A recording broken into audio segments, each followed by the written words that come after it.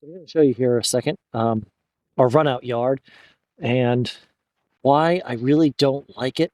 It's kind of a dry lot situation now, and talk about some of what we're hoping to get from some of our rotational grazing goals.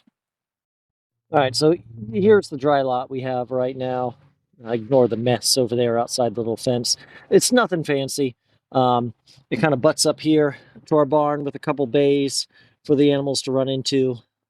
They are nice when everything is super, super nasty outside, but a lot of these animals, they're designed to be able to handle some stuff, and there are options for out in pasture to protect them from some of the really nasty freezing rain and stuff. But if you look here in our sort of dry lot, run out yard area next to the barn, today it's real cold. Everything's frozen.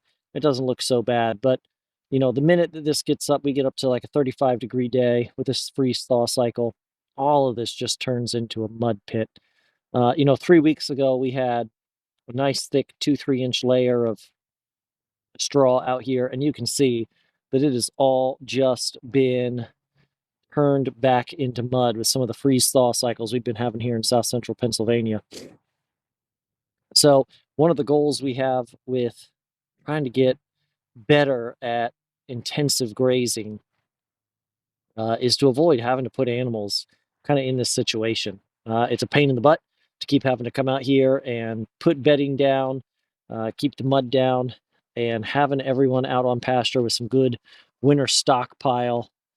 They'd be happier. I'd be happier. So we'll see. Over the next spring, summer, and fall, we're going to be working really hard to learn some of these intensive rotational grazing techniques and see if we can get some actual good winter stockpile out, so that instead of having everyone here in this, we can have them out in pasture, out on the solar farm, if you can see it way back there, or some of the fields on the other side of that solar farm. See if we can get them out there through the whole winter. Rolling hay and feeding hay as needed out there, but get them out of this mud and this muck, because no one's happy out here like this.